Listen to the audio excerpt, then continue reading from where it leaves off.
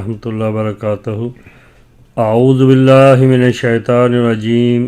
بسم اللہ الرحمن الرحیم. سیدنا حضرت مسیح موعود علیہ الصلاۃ والسلام فرماتے ہیں اصحال خیر کے اقسام. اب ترک شر کے اقسام ختم ہو چکے اور اب ہم اصحال خیر کے اقسام بیان کرتے ہیں. دوسری قسم ان اخلاق کی جو اصحال خیر سے تعلق رکھتے ہیں. پہلا خلق ان میں سے عفو ہے، یعنی کسی کے گناہ کو بخش دینا. اس میں اصحال خیر یہ ہے کہ جو گناہ کرتا ہے وہ ایک ضرر پہنچاتا ہے اور اس لائق ہوتا ہے کہ اس کو بھی ضرر پہنچایا جائے، سزا دلائی جائے، قید کرایا جائے، جرمانہ کرایا جائے یا آپ ہی اس پر ہاتھ اٹھایا جائے. بس اس کو بخش دینا، اگر بخش دینا مناسب ہو تو اس کے حق میں اصحال خیر ہے. اس میں قرآن شریف کی تعلیم یہ ہے. اعوذ باللہ من الشیطان الرجیم. والکاظمین الغیظ والعافین عن الناس جزاء سیئۃ سیئۃ مثلھا فمن عفا واصلح فاجرہ علی اللہ. یعنی نیک آدمی وہ ہیں جو غصہ کھانے کے محل پر اپنا غصہ کھا جاتے ہیں اور بخشنے کے محل پر گناہ کو بخشتے ہیں. بدی کی جزا اسی قدر بدی ہے جو کی گئی ہو، لیکن جو شخص گناہ کو بخش دے اور ایسے موقع پر بخشے کہ اس سے کوئی اصلاح ہوتی ہو، کوئی شر پیدا نہ ہوتا ہو، یعنی عین عفو کے محل پر ہو نہ غیر محل پر، تو اس کا وہ بدلہ پائے گا.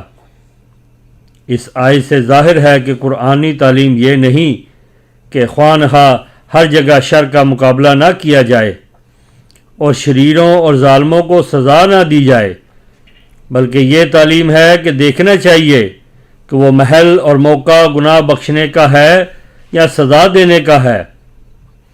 پس مجرم کے حق میں اور نیز عامہ خلائق کے حق میں جو کچھ فی الواقعہ بہتر ہو وہی صورت اختیار کی جائے. بعض وقت ایک مجرم گناہ بخشنے سے توبہ کرتا ہے اور بعض وقت ایک مجرم گناہ بخشنے سے اور بھی دلیر ہو جاتا ہے.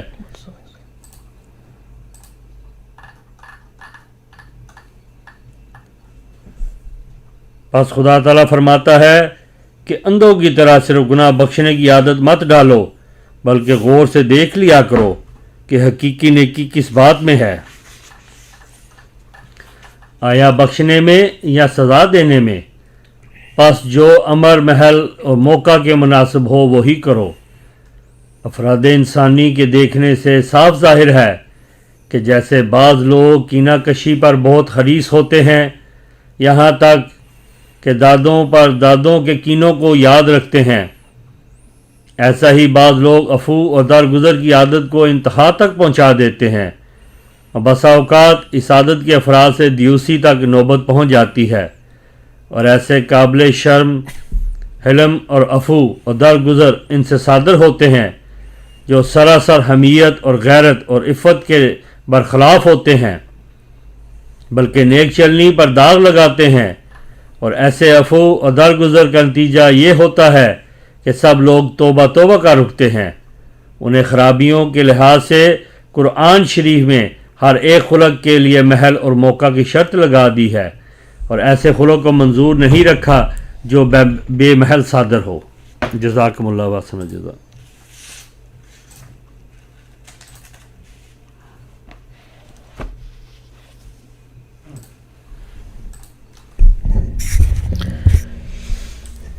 Sayyidina Hazrat Aqdas Masih Maud alayhi salatu wasalam writes that the discussion of moral qualities related to discarding evil have now concluded.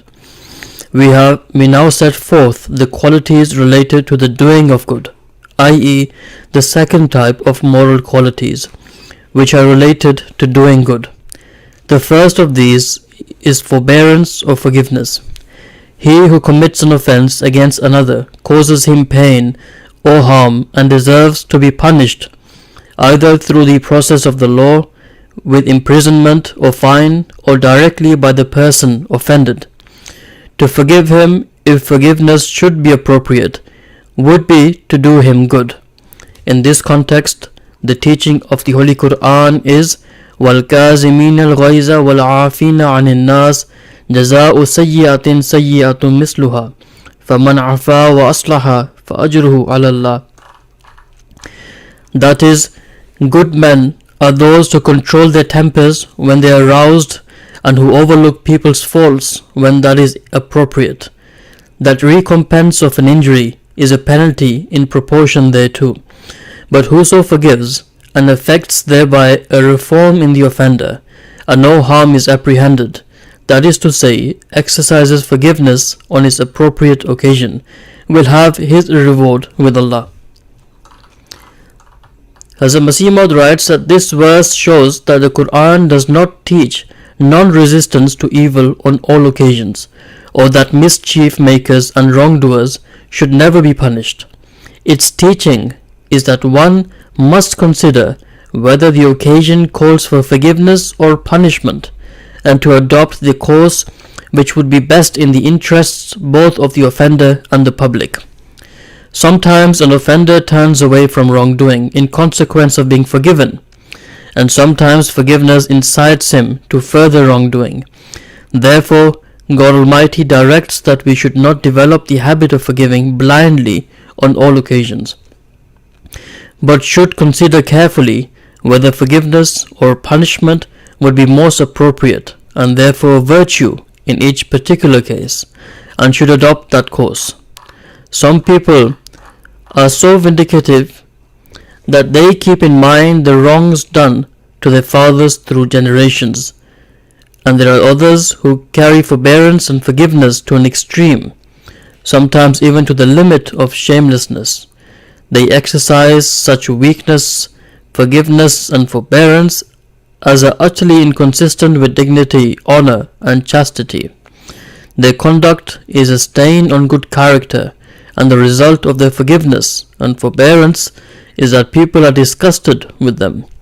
That is why the Holy Quran attaches the condition of appropriate time and place for the exercise of every moral quality, and does not approve the exercise of a moral quality out of its place.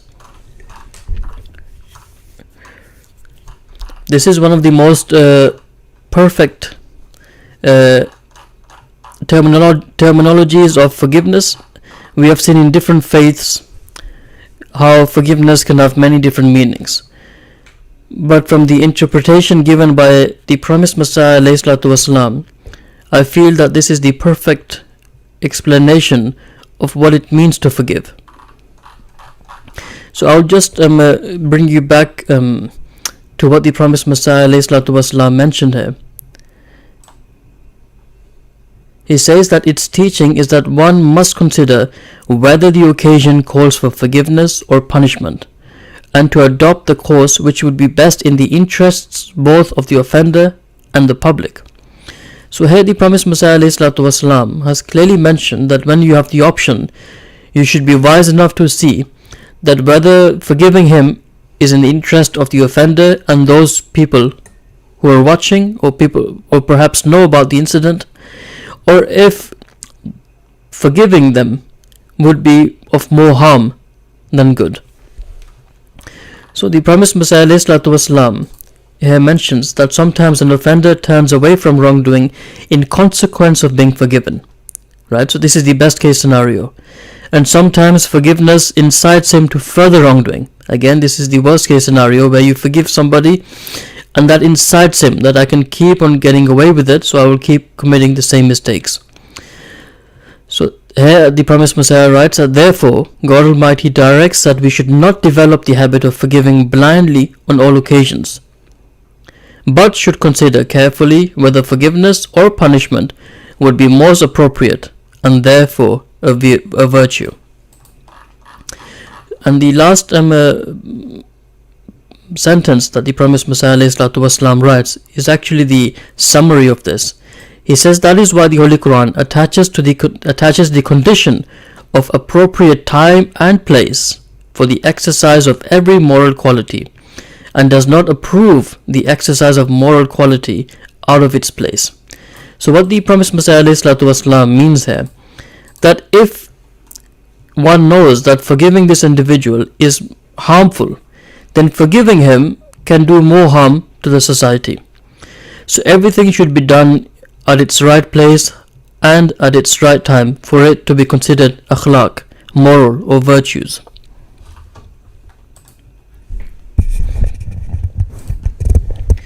Jazakumullah asal jaza. We will see you again tomorrow with the continuation of the dars. We had a bit of a gap in the last few days, but inshallah we will continue to read the book entitled The Philosophy of the Teachings of Islam.